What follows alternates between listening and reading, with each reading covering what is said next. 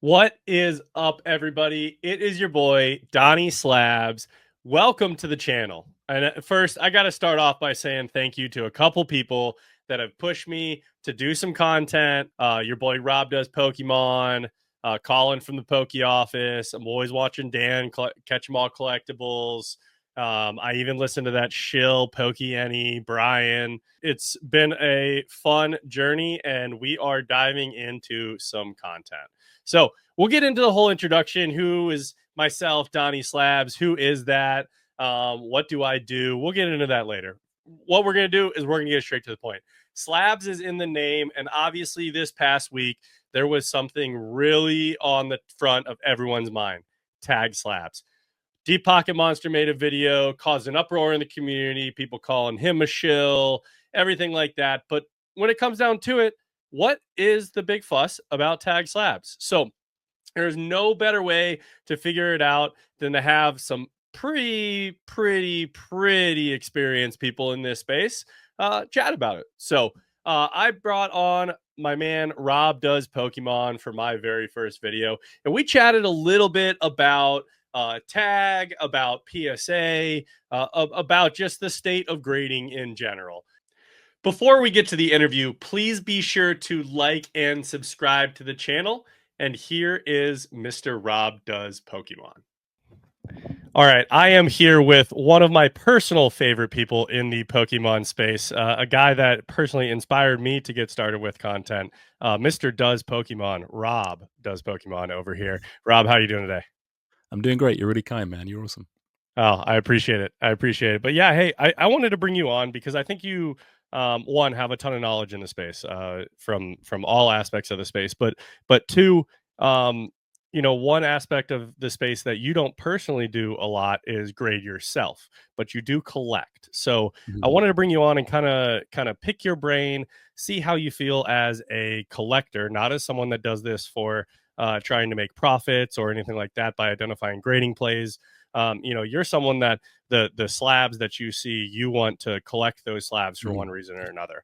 So just wanted to bring you on and chat a little bit about grading, because that seems to be the topic of the day. So Rob, can you kind of give me a little background on like what slabs do you own? What grading company slabs do you have? Yeah, As a collector, kind of that aspect of it first. Let's do a credibility check in terms of what's your love, favorite slab? What slab do you love want? credibility check.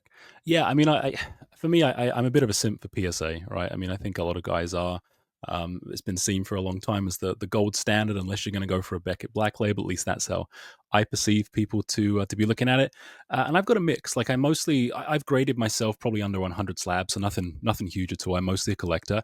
I mean, for example, the slabs that I would have graded, I mean, stuff like my childhood Blastoise, like I pulled myself. What is this, like an 8 or a 7, something like that. And the slabs that I buy are more the ones that I want to keep in my collection. I've never pulled the card, I never owned the card before. Slabs like, I mean, I got the Charizard sitting on the Oh, table here in a gorgeous. 10.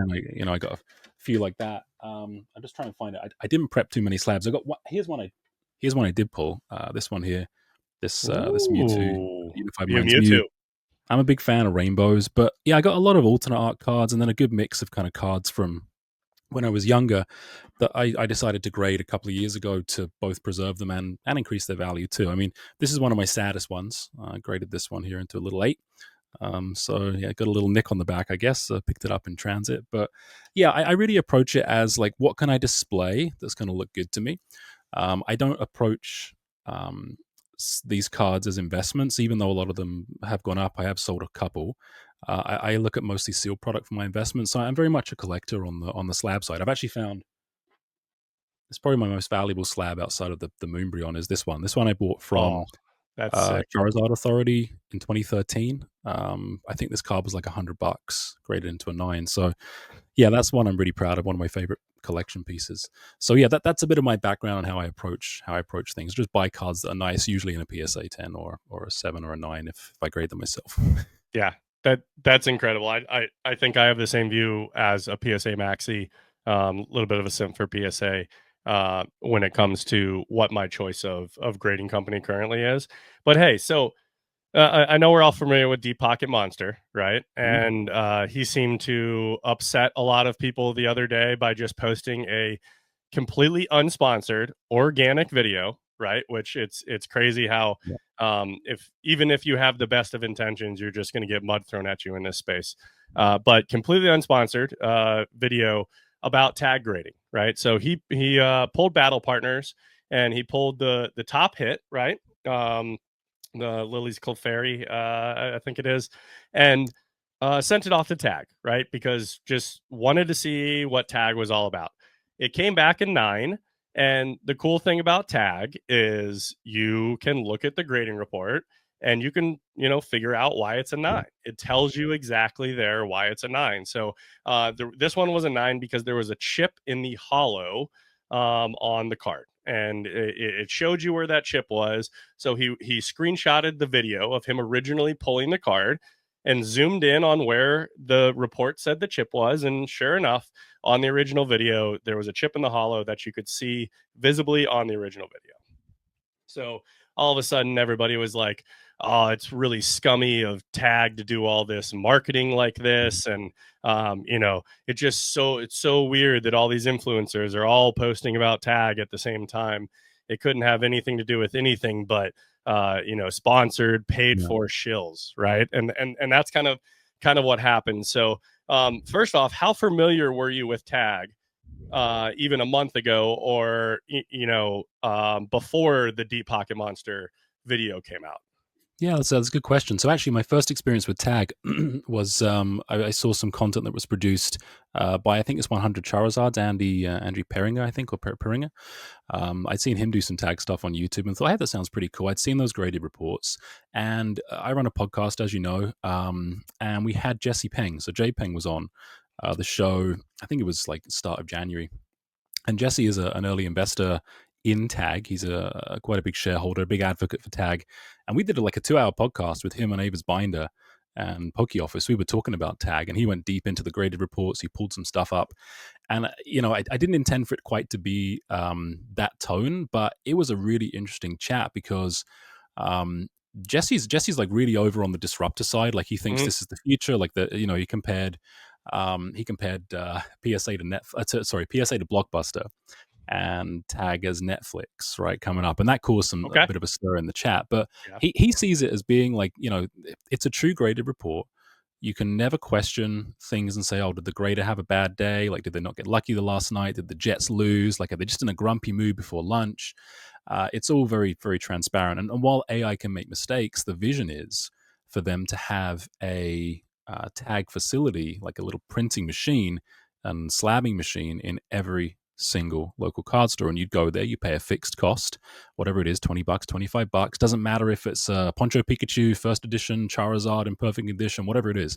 And you just get your grade back straight away. And there it is. So it makes it very affordable. And I was blown away, man. I think their slabs look sexy, and I intend to grade a couple of cards with them. Do you mind if I grab one that I want to grade with them? Absolutely.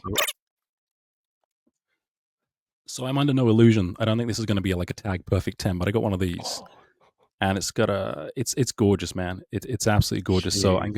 I'm gonna see if I can get that one. Hopefully in like an 8.5 or a 9. But yeah, I do intend to use them, and I'm pretty excited to see what happens and how they disrupt things over the next couple of years. Yeah. Yeah. I mean I saw their post about the grading machines. I don't know how soon that is. Mhm. In my mind, that's like years down the road, right? Like they may come out with one prototype Yeah. in the next 2 years. But to disrupt a legacy brand, right? Which I call PSA a legacy brand, a Mhm. brand that when you think of a certain space, right? And our space here is card grading and collectibles. PSA is the legacy brand that I also compare to that isn't really innovating, right? A lot of legacy brands Mhm. rely on their big name, their reputation that they've built over decades and decades, and they don't really innovate, right? I work for a startup that is trying to disrupt legacy brands in the weightlifting space, right? And we see it all the time. They're on the shelves in retail and they're doing nothing. They haven't come out with a new product in Yeah. years. Yet they're a legacy brand. They've already got the shelf space, and they it's really hard to kick those guys out because of all the Yeah. goodwill that they've built. And I say goodwill in terms of the massive reach of their brand that they've had over the years. It's just hard to kick them out because people are going to be fans. But you need these new emerging technologies and emerging brands Hmm. to really get those guys in the legacy brands to step it up, right? So I think at Yeah. the end of the day, if the worst thing that comes from tag is PSA goes, okay, we need to evaluate how we do some things, right? We need to figure out, is it tag's turnaround time that we can, there are Hmm. certain things, that certain levers they can pull without, hey, we're going to AI grading, right? But if they say, okay, cool, one of the reasons why people like tag is because they have a 10 to 15 day turnaround on their base tier. Cool, Hmm. how do we get our base tier down to comparable with that, right? That's something that they can do without breaking patents or trademarks and just things like Yeah. that, right? But there's other things that I would really like to see them push PSA to do, which is grader notes, right? Even if it isn't a full scan AI scan, like more detailed grader notes, and I'm talking something like tangible, right? Not Yeah. like nick in bottom right hand corner. Like I want some sort of scale for these nicks and things like that Yeah. in terms of PSA, right? And if PSA doesn't, if they don't innovate and they don't make improvements, and tag does keep going on the direction they're going, and people want this transparency, which I believe a certain percentage of collectors want, and a certain percentage of collectors, and I would call them the speculators part of it, Hmm. or the people that are just in it for financial gain, probably like pulling the lever at the PSA casino, and I'm one of them, Yeah. right? Because I know I can pre-grade, and that nine, if I send in 49s, I'm probably getting 10 to 15 tens out of those 49s. And so just speaking from someone that does grade for profit a lot of the times, um, I like the PSA casino, but I would be totally fine if the game changed to where it Hmm. wasn't the PSA casino anymore that carries the highest premiums. It's looking over your card really closely with a fine tooth comb and really being able to identify, is this a 10? Because tag tens are way more respected because Hmm. they're actual tens, right? So if the market shifts to that way, I have no problem not pulling the lever at the PSA casino anymore if that's not what the market is showing it values, right? So do you pull the lever at the PSA casino where a 10 is 200, or it's so much harder to get a tag 10 but it's worth 400? I'd rather go Yeah. become a detective, right? Become a scientific analysis person. That I put my bifocals on that have the 20x zoom, and I look through every card and make sure there's no nicks, and I measure with a micrometer to see if the centering is on. I'm totally fine doing that if the game changes to that. But right now the game is pull the lever at the casino, pre-grade a little bit, and PSA will reward you, at a 47% 10 rate for TCG cards, is what PSA gives out currently. And obviously, if you're doing Japanese like myself, you are batting a little higher than 47% as well. So I think that's the current state of the market, but you don't pull the PSA lever. So let's say tag does become more respected. Is that something you'd look into paying up for in the future, Rob, for something that is a true 10, verifiable by a report that's publicly available to everybody? Yeah, 100% it is. And I think you've raised a good subject about, like, you have to think of the reason people are actually grading these cards, right? And are you grading it for your personal collection because you want to have that memory? Are you grading it to preserve it in some way? Or are you just flat out grading it for a profit? And there's no right or wrong here, and what you want Yep. to do. And I think that's where a lot of people are very happy to pull the lever, I guess, at the PSA casino, because they don't want the perfect card. They want the perfect grade, right? They want that from PSA 10. In my mind, if I'm a collector, I want something that's absolutely perfect. I want to get a perfect 10, and that is why black labels, why these tag 10s will carry these higher premiums, and that won't be for everybody. A lot of people will be very happy with a PSA 10. It's an interesting one though. I would like to think that the majority of people out there want to genuinely know they have a perfect card when they finally buy it. Because the people that let's say you're grading it for a profit, eventually you're selling it on, you're assuming, to somebody who actually wants that card in their collection Correct. or as an investment for the future, The end perhaps. user is that Yeah. collector. The end user wants perfect. And I think that's where we got to go. And you talk about getting your spectacles out on your 20x zoom. In my mind, with the tools we got, I mean, we're CT scanning boxes, people using stud finders to scan packs. I'm sure there'll be like a portable, whether it's Tag, PSA, whoever, like, here you go, here's the machine that tells you it's a pre-grader. It'll tell you pretty much what you're going to get. Or you can pre-grade it in your house. Sorry, you can completely grade it in your house. I think there's limits that we have in our minds right now as to what's possible, but who's to say you can't order a box for $200 that friggin' just tells you what grade you're going to get when you send it in? Yeah, even an app on the App Store, right? Yeah, The it's cameras on your phone probably are easier. becoming Yeah, increasingly better and better and better. yeah, And to think that they can't do texture scans in the future is you're probably 100%. wrong. Yeah. And so maybe it's just an app that you download on your phone that pre-grades it for you, Yeah. right? Like I've seen centering apps. Now they're not perfect right now, but I think especially with Tag and their AI grading, the thing about AI is it is supposed to get better and better and Mhm. better, right? Whereas there's no scale for a PSA grader to get better and better and better. If anything, I would argue the longer they're there, the more tens they give, right? Because they're oh yep, that looks like a 10, right? Whereas when they're there first, they're trying to learn how to be a grader, Mhm. they're trying to learn how to follow the standards really closely, and they don't want to like step out of line or anything. If you've been grading for years and years and years, yep, 10, 9, 10, like it's probably second. Yeah. Think about if you've been grading for years, right? And I have no idea. Even if you spend 1 minute per card, which I don't believe they spend 1 minute per card, but even if you spend 1 minute per card, right? You're working an 8 hour day, so you're seeing 500 cards a day. If you've been grading for years, you're talking tens, hundreds of thousands of Yeah. cards that have come across your grading table. Like you probably just get immune to some stuff, right? English, no four corner whitening, 10. Like, oh, centering looks good to me. Yeah. I think that there's that human element of PSA that causes that variance, will always cause that variance. Mhm. So if people really want those tens, that's where I think Tag comes in and takes that market. Well, Donnie, I think you're raising a good point. You're also assuming that person loves and is good at their job and brings their best to their job every day. Lots of people who've been at their job decades, just 10 years maybe, they don't give two. It's like they're just going to Yep. they're gonna be like, yeah, whatever. That's a 9. That's an 8. Yeah, no, like you're assuming they care enough to do it, and every employee is different. Some may be Yep. very studious and want to give the best grades and feel it's the right thing to do, and other people just don't give any consideration. They're just like, whatever, let's just do it. Yep. For sure. For sure. Well, look, I think you guys are probably seeing a lot of videos out this week that talk about the price difference between Tag and PSA, and whether a positive opinion on Tag or a negative opinion Hmm. on Tag.